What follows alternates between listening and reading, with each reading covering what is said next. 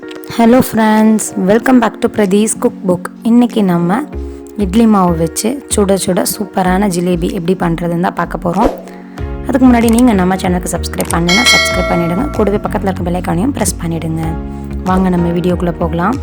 ஒரு sauce பேன்ல 1 cup அளவுக்கு சக்கரை போட்டுக்கலாம்.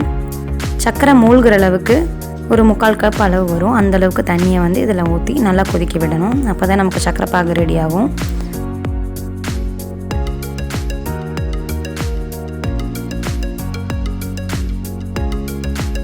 இப்போ தண்ணி நல்லா கொதிக்கிற டைமில் ஒரு 1/4 டீஸ்பூன் அளவுக்கு ஏலக்காய் பவுடர் ஆட் பண்ணிவிடுங்க.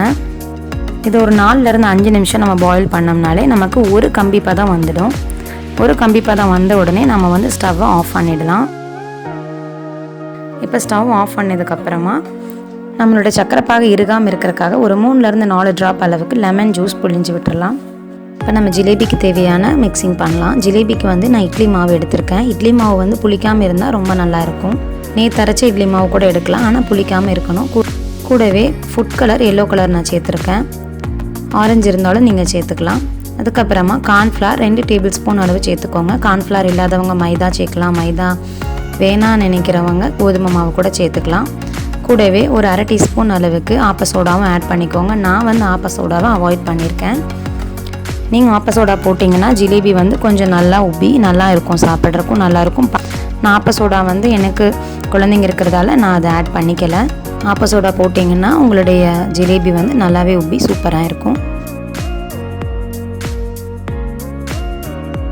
இப்போ நம்ம மிக்ஸ் பண்ண இட்லி மாவு வந்து ஒரு கவரில் ஊற்றிக்கலாம். நான் வந்து கேக் க்ரீம் கவர் வச்சுருக்கிறதால அதில் ஆட் பண்ணிக்கிட்டேன். உங்கள்கிட்ட அது இல்லைன்னா நீங்கள் பால் கவரில் கூட இந்த இட்லி பேட்டரை வந்து நீங்கள் ஊற்றிக்கலாம். ஊற்றிட்டு மேலே நல்லா சுற்றி நம்ம அந்த பிழிஞ்சு விடுறதுக்கு தகுந்த மாதிரி ரெடி பண்ணிக்கோங்க. நீங்கள் பால் பாக்கெட்டில் பண்ணுறதா இருந்தால் மேலே ரப்பர் பேண்ட் போட்டு அதை க்ளோஸ் பண்ணிவிட்டு நீங்கள் யூஸ் பண்ணிக்கோங்க. அப்புறமா கீழே சின்னதாக கட் பண்ணிவிட்டு நீங்கள் போட்டுக்கலாம்.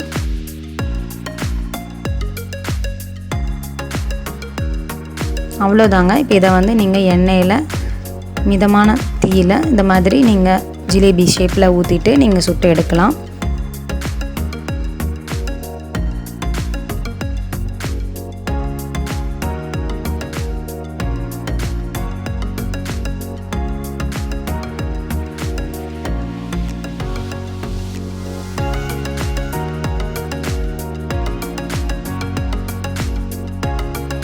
அவ்வளோதான், நல்லா மொறு மொறுன்னு சூப்பரான இட்லி மாவு ஜிலேபி வந்து உங்களுக்கு ரெடி.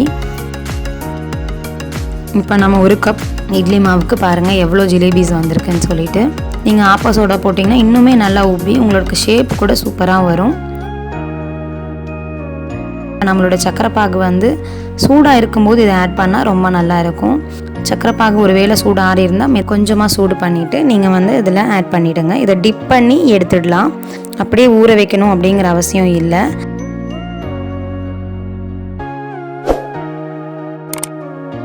மறக்காமல் நீங்கள் இந்த ஜிலேபியை உங்கள் வீட்டில் ட்ரை பண்ணி பாருங்கள். எப்படி இருந்ததுன்னு சொல்லி கமெண்ட் செக்ஷனில் உங்களோட கருத்துக்களை எனக்கு சொல்லுங்கள். அது மட்டும் இல்லை, இந்த வீடியோவை உங்கள் ஃப்ரெண்ட்ஸுக்கும் ஷேர் பண்ணுங்கள். அப்படியே நம்ம சேனலுக்கு சப்ஸ்கிரைப் பண்ணி எனக்கு சப்போர்ட் பண்ணுங்கள். தேங்க்யூ ஃபார் வாட்சிங்.